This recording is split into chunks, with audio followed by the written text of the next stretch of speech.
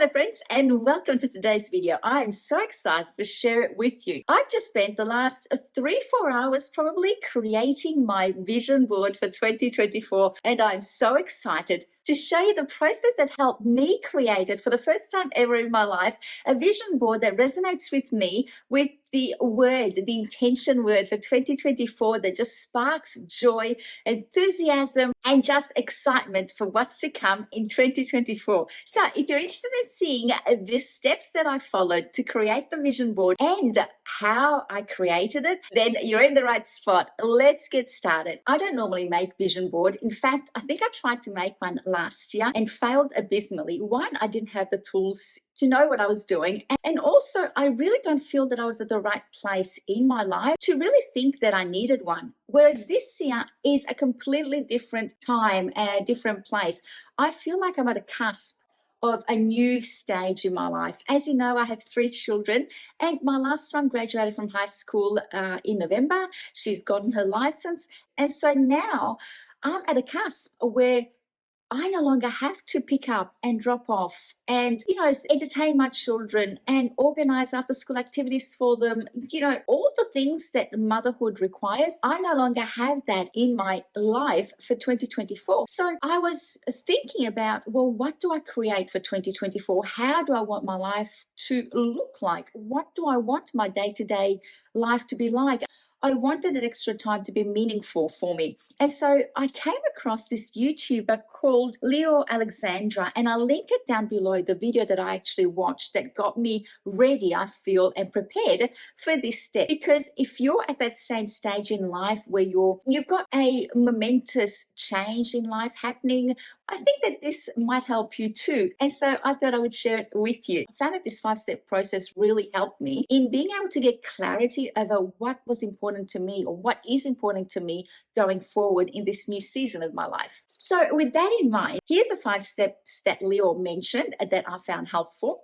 Now, before you get started, you do need a little bit of time to dedicate to this process. You'll need a couple of hours. You'll need to also find some clear space. I cleared out my office because it was looking a little bit messy, because a clear space leads to a clear mind, meaning that you're more open to be able to think about what's important to you and write it down. You will need a notepad or a journal of some sort. You will need a pen, a highlighter, because by writing things down, we imprint them in our memory so that we can remember them. And also, if you've written something down, you've got something tangible that you can refer to, whether it be next week, next month, next season. You can refer back to it to make sure that you're on track to fulfill those intentions. And now I call them intentions because they're not resolutions. I feel for me, a resolution is something hypothetical. You say, oh, I'd like to lose some weight. My New Year's resolution is to lose some weight. But that doesn't actually give you the tools that you need in order to be able to implement it and achieve it. So these 5 steps did help me with that. So let's get started, and then I will talk you through the fun bit of how I created my vision board. So how I set up my intentions for 2024 and created a new definition or designed my life for 2024 came down to look at step number 1, which was to reflect on your accomplishments, what your wins were for this year, what worked and what are you proud of. For me personally, 2023 was a year of being intent in making the most of the opportunities that came my way, whether that was to do with travel, with work, with renovations around the house. For example, I had opportunities this year to travel that hadn't come my way for the last few years for many reasons. There was work, there was also the pandemic that happened that stopped many of us from traveling. But this year, unintentionally to me, I had opportunities to be able to travel where I hadn't planned on traveling. I hadn't expected to travel. And in the past, I would have let things like I had to drop off children to school, I had work, couldn't leave the children that were too little to be able to travel and just pick up and travel with my husband. But this year, I made it work. And so I'm proud of that because it takes a fair bit of organizing to be able to make sure that while you're away, even though the children are older, to make sure that while you're away, the wheels don't fall off, if you know what I mean. So first step is to recognize your achievements, your wins, and appreciate them. Step 2 is to reflect on your triggers. What didn't work? What were your failures this year? And oh my God, it's so easy personally to look at all the different areas where I feel like I've failed as a human being, as a mother, as a wife, as a person. But sometimes we need to look at those failures and look at them as opportunities to learn. Did I learn through any of those failures? Those mistakes that I made, did they teach me a lesson that means that I won't make that mistake again next year? This year brought a whole heap of personal losses. As many of you might know who were following me earlier on this year, I lost my dad. And this opened up a whole heap of emotions that I had been holding on to and suppressing. And it took a lot to be able to deal with that and leave them in the past where they belonged. We also lost a lot of dear family members and friends unexpectedly out of the blue, people that were my age or close to my age. And it just made me realize that there is no guarantees in life. There is no guarantee that I will live to 60 or 70 or 80 or beyond. And so I need to make the most of the time that I have today, at the moment, and be more present in my life and with the people that I love the most, so that I can live with them happy memories that they've shared with me. For following on from step 2, where we look at our mistakes, is look at what we learned this year. What lessons did we learn? Because it's important to reflect on what we've learned, because by learning from your mistakes, this helps to break the cycle of making that mistake. And something that I learned this year was to trust my gut.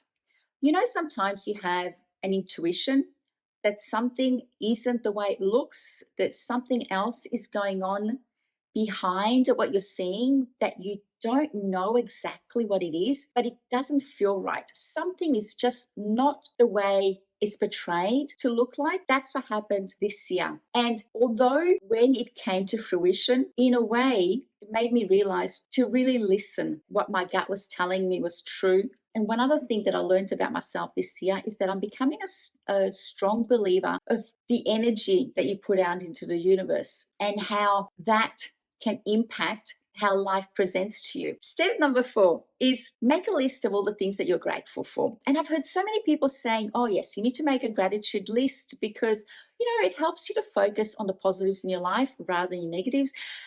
And I tend to be the type of person that says, yeah, it's not true. But I realized that by making a gratitude journal or a gratitude list of all the things that happened that were positive to you this year, it frees your mind and it opens your mind and your spirit to receive new gratitudes in the new year, in the new day. So if you start off the day by being grateful for what you have, it just opens up your heart, your mind, your spirit to receive more of the same. And finally, step 5 was to sit down and identify what your priorities are in life. And that's where you'll need a little bit of time to sit down with yourself and think about, what are your values? What's important to you? Besides, you know, the traditional family, loved ones, health and fitness, finances, your home, what is it that gives a meaning to your life? What is it that makes you jump out of bed in the morning? Because without those values, without identifying what it is that's important to you, you really can't come up with an intention for the following year. And once you identify what is important to you, what you're willing to let into your life, to let into your force field for the following year, you open yourself up to receiving it. And so for me, the last 24 years have been a time of giving, of nourishing others, of being selfless, because if you're a mother, you know how much you give of yourself, of your time, of your energy to your children, to your loved ones. And so now that that is no longer the biggest necessity of my life, it frees me up to being able to be not necessarily selfish, but just more open to looking at what my needs are now going forward. What's important to me now in this new season of my life? And what do I need to do to create the life that I want for this new season? And so then, once you've worked out what's important to you, what your values are, what it is that you want to attract in your life, now is when you start looking at what your intentions are for the future. And I'm looking at it as it's 2024, but you could set this as a 5-year plan, a 10-year plan. But I'm setting it up as a vision for 2024. What do I want 2024 to look like for me? So the next section then is creating these intentions. Because when we create these intentions, we're basically stating what are we going to let into our lives? What are we going to let into our force field around us? What are we going to enable to enter our body, our mind, our thoughts? And also how we're going to let that show itself in our lives. It's about aligning our thoughts, our actions with what it is that we want to see in our future, in our lives in 2024. When we set our intentions, we don't set it as a future event. In 2024, I want to focus on my health and fitness. We set it, the tense that's already happened. So for example, if your intention is to be healthier and fitter in 2024, your intention is, I'm enjoying the benefits of leading a healthier life. I feel fitter, healthier, stronger. I'm eating foods that my body is craving in order to rejuvenate itself. And that, as a hint, is my word for 2024, rejuvenate. Not because I want to be younger as a rejuvenate, being more youthful, but as in I want 2024 to give me a fresh lease on life, be a new stage, a rebirth of my life, a new season. So I'm no longer the primary caretaker of my children. They're adults now, they can take care of themselves. I'm still supporting them, but that's no longer my primary focus. So now I have the opportunity of creating a new focus, of rebirthing, a rejuvenation of my life, a new stage, a new birthing of a new stage. So then once you set your intention, that's when you set your goals. And your goals are more finite. They're things that you can achieve by a certain date. So for example, if your intention is to live a healthier and fitter life in 2024, then your goal would be to prep your meals in advance on a Sunday night. Or to say, for example, myself, one of my goals is to get fitter. How do I see that? I see that by the end of 2024, I'm running 10Ks again. I used to be quite fit. And because of my knee injury, I was no longer able to do that. So I feel really deep within myself. I went through a stage where I was really disappointed with myself because I had let myself get unfit and unhealthy. And for 2024, my goal is to run 10Ks again. So that's my goal. Once you set your goals, then you need to create the habits that will make you achieve that goal. Now that one of my goals is to run 10Ks by the end of the year, my habit is going to be follow a plan that will lead me to be able to go from walking to running within a reasonable time frame to be able to get to 10Ks by the end of the year. And so I need to make the time for that. I need to schedule that into my diary and make it a habit. So for me, it would be every Sunday morning, I will take part in an activity that will help me become a runner again. And because I've set that in my diary, in my calendar for the week as an event that's going to happen, the same way as booking a dental appointment or a haircut or my nails. Another example of another goal that I have in place for 2024 is, apart from running 10Ks, is to become obviously along being able to run for 10Ks, to become fitter. How do I do that? That's where the habit formation comes in. So I'm creating a habit of getting up at 5 a.m. every morning so that I have the time in my day at the time where I'm most energetic. I'm a morning person. I can get out of bed very easily and go for a walk and exercise. But come 4, 5 o'clock or 7 o'clock at night, my batteries have run down and I just don't have the energy to exercise. So I need to make the most of the time of day where my energies are highest to do the activities that require me to have the highest amount of energy. So identify in your day where those time blocks are and prioritize the activities that you need to do in that time to generate the best outcome for yourself. So for me, if I wake up early in the morning and allow and make the time to exercise, then I've done that and I'm ready and I've set myself up for success for that day, because then I can move on to work. And so if I plan that and set it off as blocks of time in my day, that gives me the framework to be able to achieve what I want to achieve in 2024. And then if I find that waking up at 5 a.m. is challenging, I need to reevaluate, go back on my plan and see why it is that I'm tired at 5 a.m. Is it that I'm not getting to bed early enough? And which means then that I would have to look at perhaps setting a time for nighttime to say I'm in bed by 10 o'clock, because then I've got enough time to sleep so that by 5 o'clock I'm ready and energized to be able to do what I need to do to follow through my goal for the year. And so I encourage you to look at your day and the time that you have available and your goals, and put in place those habits that will help you achieve your goals, which will in turn help you achieve and follow through on your intentions for the year. And once I did all that and created my goals and intentions, then the fun bit happened, which was creating my vision board. And I've never been so excited in creating a vision board before. It is so easy and so empowering. Basically, I went onto Pinterest and I said, what were my goals for this year?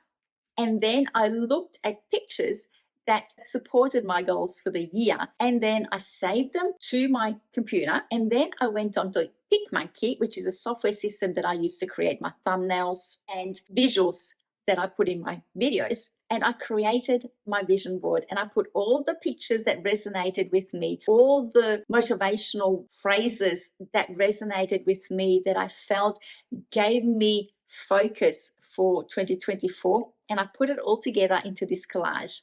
And then I superimposed on it my word for the year, which is rejuvenate. I downloaded that as a picture onto my laptop. So every morning when I open up my laptop, I have my vision board there with my word for the year, which will be right front and ready every day to reaffirm every day what my focus is for 2024. But I'm also so curious to see at the end of the year of how many things I've achieved. One other thing that the video said to do was create a stretch vision for yourself, something that you think there is no way I could make that happen, and add it to your vision board. And then this may not be something that you're going to be constantly working towards, but every time you see it, it's like you're sending out an energy to the universe that will help bring it towards you. Manifestation, that's the word I'm looking for. So many people talk about it, and I feel like it's something that really resonates with me this year. Something that you think there is no way something like that could happen. Something that you aspire to. Something that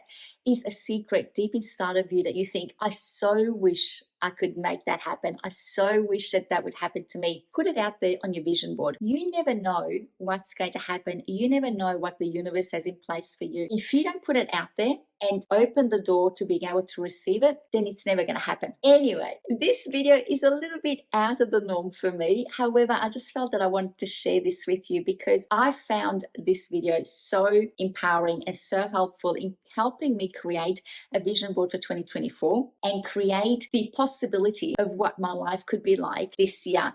And I really wanted to share that with you in case that's something that resonates with you, in case it's something that you feel you wanted to investigate and look into. I highly encourage you to do something similar for 2024. If you feel that you're in a position in your life at the moment where a season that you've known in your life has changed, has ended, and you're starting a new season in life, to evaluate it and to implement these steps, because I know personally I found them so helpful. The link is in the description box below. I hope you found this video interesting, informative, helpful somewhat, or even just entertaining. Please let me know in the comments below. I hope wherever you are, you're having a fabulous day, and I hope that 2024 opens the door to whatever you want to receive in your life.